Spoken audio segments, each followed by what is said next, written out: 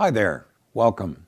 I'm Bob Thompson, and I'd like to welcome you to the world of college cost challenges. We've been doing this crazy thing for a number of years now, and my obsession started long time ago. And my wife and I had 5 in college at one time, so I guess I could go clear back there, but it's really been one of talking about this issue a little bit with my ski group in the spring, and our group represented 31 children to go to school, and the accountant in the group said, how do we do this with after-tax dollars? So it kind of has morphed from doing consulting when I was in Ohio with a group in Michigan, and their program at that time was Tuition Futures and the Michigan program, and I've talked about that in a number of our programs, but it kind of went to lobbying in Washington in 80 and 81. So in the 70s in Michigan, the early part of 80s, Reagan was one of many college concerned presidents that we've had over the time. And I talk about, and the last program that we had, we just finished our 36th annual college cost projection. And last time, while I'm at it, talking about the last program, the title of that was Why Smart Parents Do Dumb Things. Now, I got some feedback from several people who said, whoa, hey, Bob, why do smart parents do dumb things? Isn't that a little judgmental? You're missing the point there, and I apologize if that's the way it came across, but the subtitle of that was, perhaps we're just wired that way. And it was that focus that we're wired, and it's not that these smart parents weren't doing the right things. It's just that because of how we're wired, we're led a different way that is, in my opinion, very inefficient and has contributed over recent years to this $1.5, $1.6 trillion of student debt. So the world of college cost challenges has kind of been an accumulation of years of experience in working with parents and grandparents about the problem. But also this book that we have coming out, and this program and some of the seminars we have publicly, is to take a chapter out of the book and relate it to see if any of that sparks with some, especially early stage parents. We talk about different stages. Early stage is from birth up to preschool, up to first grade. Mid parents, that first grade to sixth grade, and late stage, or as we start to get into P&C, property and casualty. No, not property and casualty, but panic and crisis, for parents saying, whoa, we got 2, 3, 4 years before college, and goodness, this is just one of several children maybe. But it is the message then, and now I'll get off this, is because we're wired that way. Calculators, vendors, people that have their approach and strategy to sell you something, either my 529 plan is better than yours, my bank account is better than yours, my annuity and my life insurance is better than yours. It's not where you put the savings. It's not the product. The product is not the answer, although we favor the 529 for tax reasons and so on. But let's talk about today, and the title of our program today is Being in Control. Being in control, a common response by parents. Now, the book, The World of College Cost Challenges, 80% or more of the content there is contributions by parents who have been willing to share their experiences, maybe as they go through this process, leading up to college or after or what have you. But it is one of parents saying, gee, we should have done this, we could have done this, but we didn't know what we didn't know. That line, that quote, is directly from a parent here in Connecticut, by the way, who said, we didn't know what we didn't know. So in retrospect, as we look at the challenges and everything, if we, after the fact, say, wow, we didn't know that. We didn't know that you could do this. We didn't know this, and so on. We didn't know what we didn't know at the time. So this effort, the program, the book, and talking about it, is getting away from the last 30 or 40 years and the advice given to parents. Save early, save a lot. We continue to hear that today. Some of these calculators I talk about, they do more damage, in my opinion, in many cases than they do good, because it puts the fear of God in, oh my goodness, we're supposed to save $2,700 a month for our child or children, and we're still struggling with daycare or diapers or camps for soccer or dance lessons and so on. And this calculator says we need to do this. So we've tried to take the experiences of these parents, I call them veteran parents, and share that with early stage parents today that have younger children. So we've gone from two dimensions, save early, save a lot, to seven, the 7 dimensions of successful preparation and planning for the young parent. So let me move on from that. But being in control is the common response that we get from parents. 7 dimensions. I'll touch on each of these briefly, but give you a quick background of, some of these parents that have shared, and I'm obnoxious enough and crazy enough to ask a person next to me on a plane,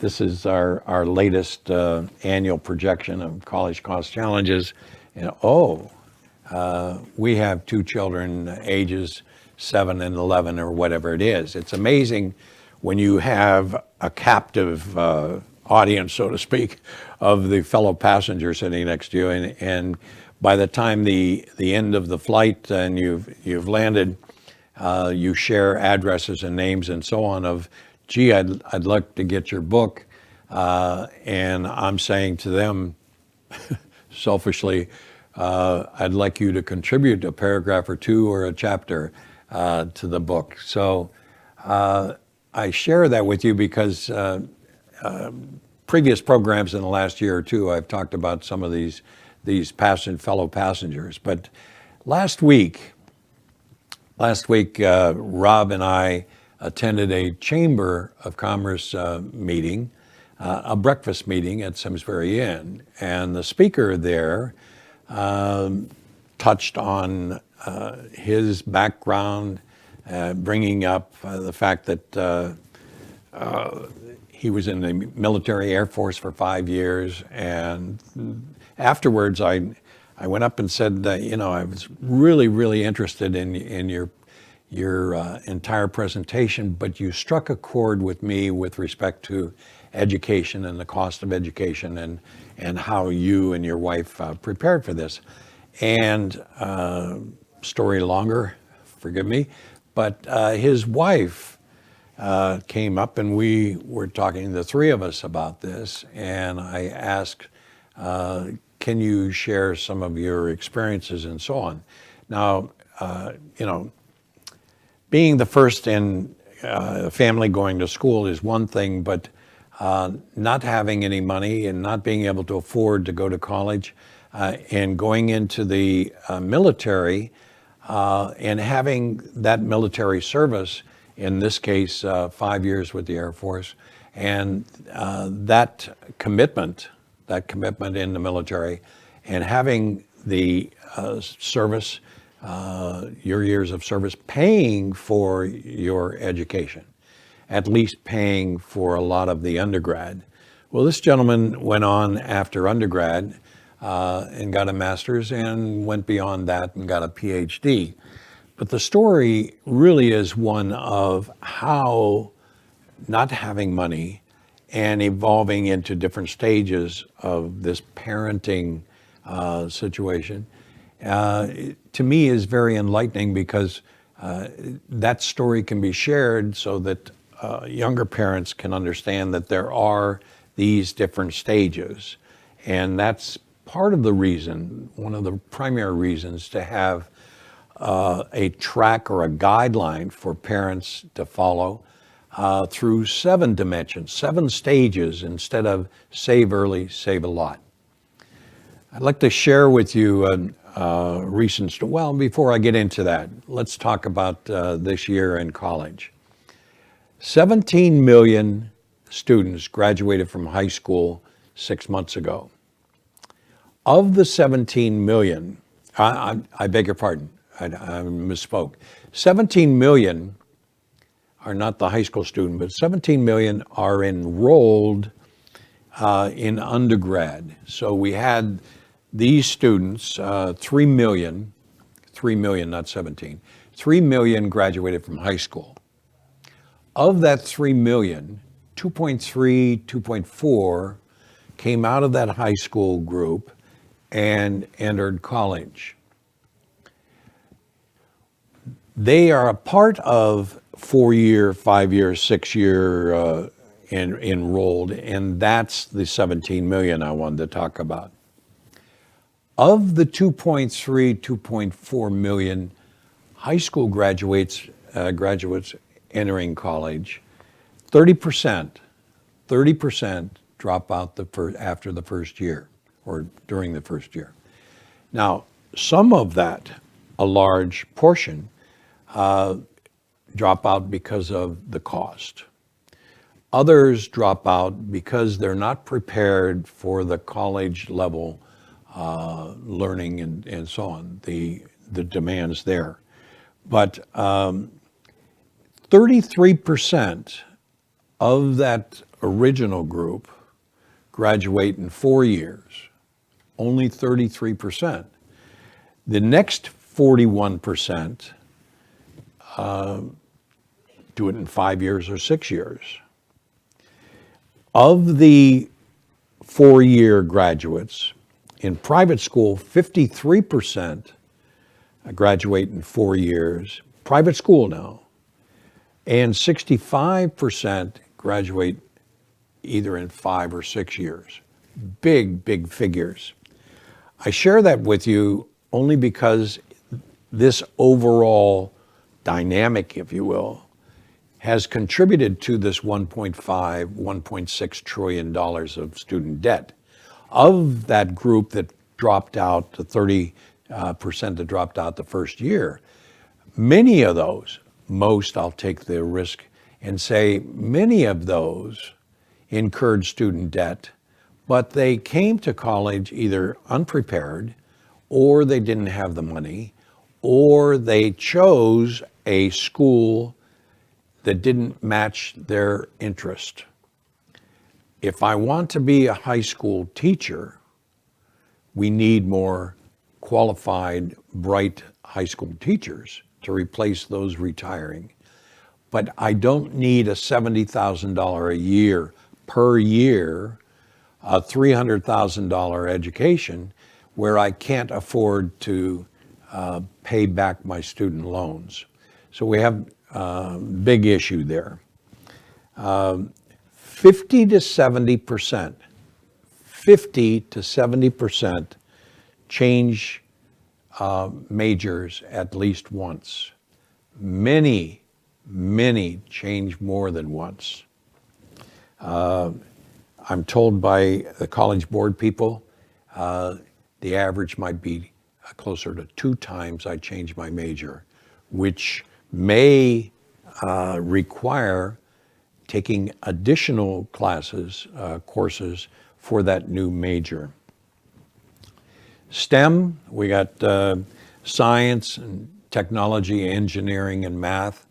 And those that are focused and have the ability, the capability of majoring in STEM-related courses, there's a need there, and in many cases, the realization is that there may be student loans involved.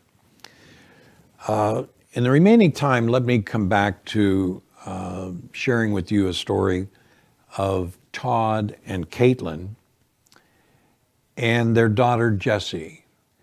Jessie graduated 6 months ago, and she went to Siena College. She has a nice job starting right out of college in her area of interest. And I'd like to share with you Todd and Caitlin's story because it goes back to 2003, 2004, when I first met Todd and Caitlin. And they came to a seminar about college costs and concerns and so on. Not making a lot of money. Combined household income, I recall, was modest. But they have, and I'll get to that in a second, have improved their financial position and so on. But Todd's primary question was, he has read that it's either college or retirement.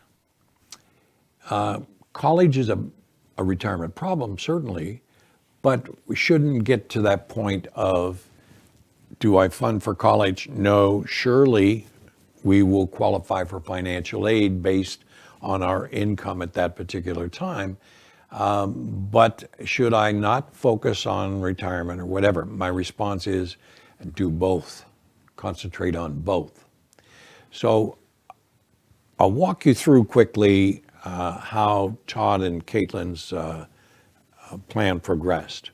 They started funding after they took care of some credit card debt. They had just moved into a house, had a mortgage, and they were just barely making it.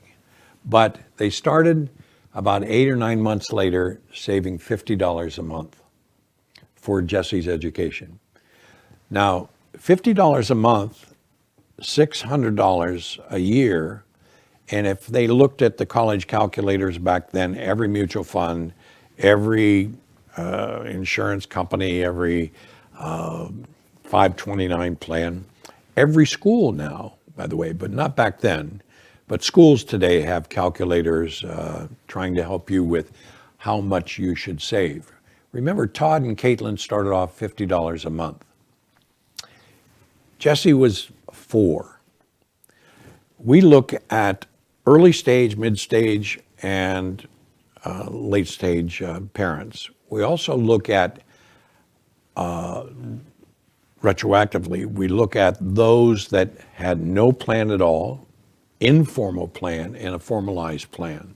And I've walked through several times with previous programs how we define those, okay? But as Todd and Caitlin looked at the 7 dimensions, in having a plan, and the best thing is to have a written plan, but having a firm plan in mind, okay? Having an adjustment period, that is phase or stage 2, an adjustment period. In Todd and Caitlin's case, paying off some credit cards, couldn't afford to start a college plan at that time. They paid off the car, they paid off the credit card, and they had this $50 a month that they could initially save, okay? But we take age 4 and add 14 years, almost like the calculator, and saying, this is when Jesse would start school. So 14 years. A lot of calculators, most, do not say your funding is through college. Through college. It makes sense that everybody that I've talked to over the years didn't stop funding or paying when, in her case, Jessie, when she started school, they didn't stop that out of pocket cash flow. So we add to the 14 years, her age 14 years, and 4 years during college. Now, a part of their plan, a part of their 7-dimension plan, is that you may, depending on what has happened over the last 14, 18 years, you may have some student or parent loan debt. The 7 dimensions addresses that at the beginning at her age, Jessie's age 4. You may have, depending on your income, depending on your family dynamic at the time, funding to eliminate that student loan or parent loan debt 4 years after Jessie graduates. If I know that in advance, I do not squeeze the high cost of education. When we get a mortgage, we get a 30-year mortgage. Today we have education costs that are as big as many people's mortgage. I spread it over 30 years, but for college, we're expected to save it in the next 6 years, 5 years, 8 years, okay?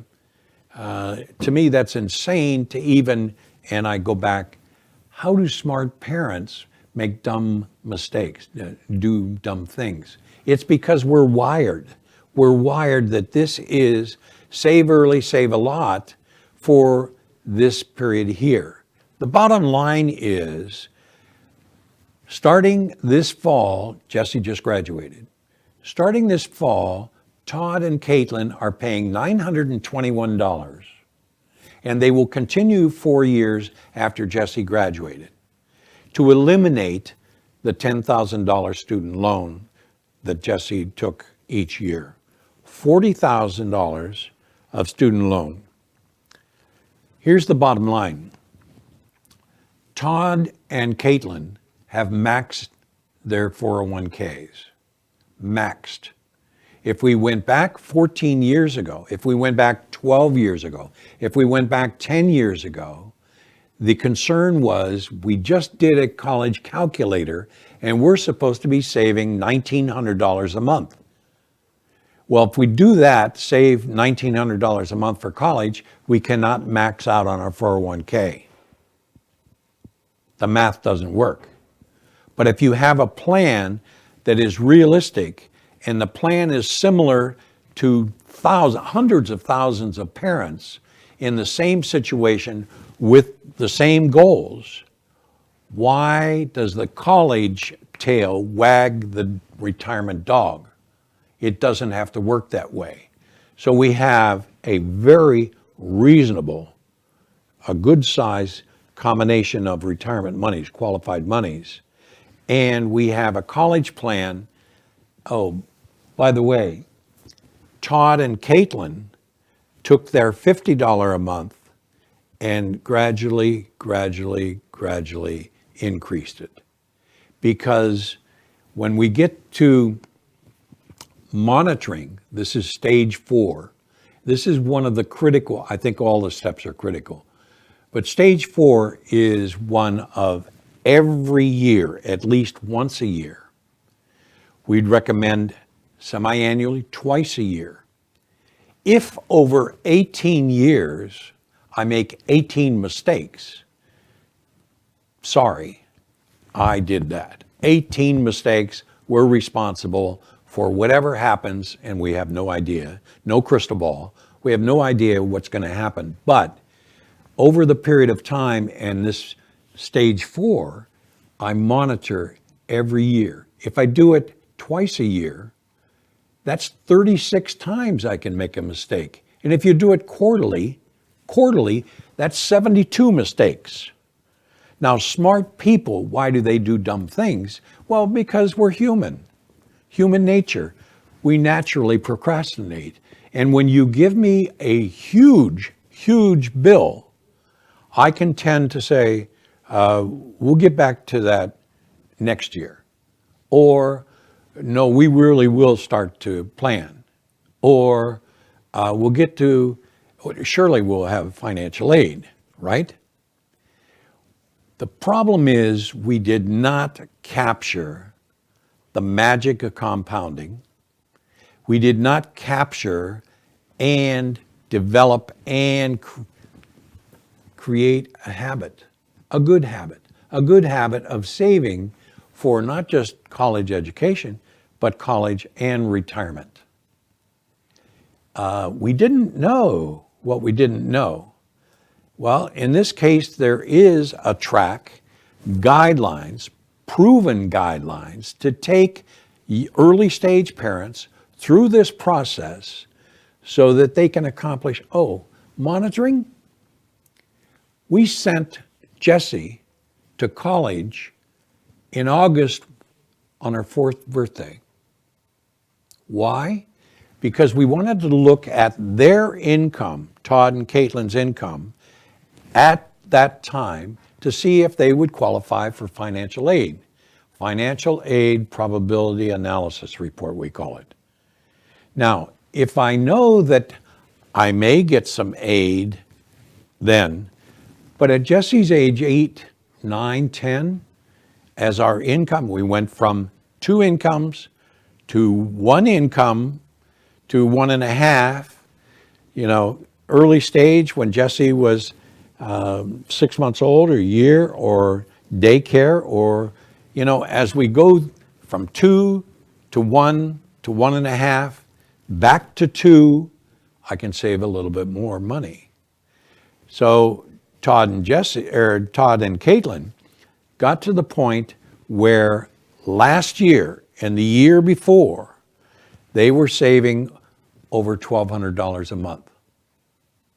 $1,200 a month. And they continued, and they look at another monitoring thing we call the nickel plan. Each year, in addition to seeing if we qualify for financial aid, each year we say, can we save another $25 a month? We used to say $5. Do we increase by the cost of living, CPI? Do we increase by the increase of college costs each year? Possibly.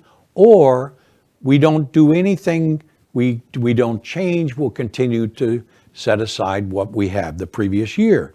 We have a checklist based on keeping up, and going back to this couple last week, they put every increase in pay into college, every bonus into college, and they maxed out on their 401k.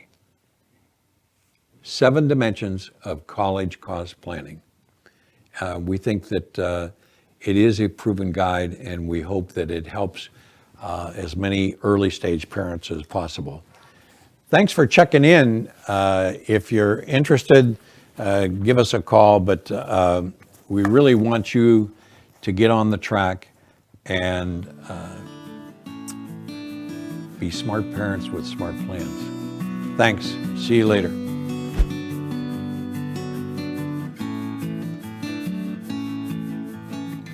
Funding for Simsbury Community Television is provided in part by contributions from viewers like you.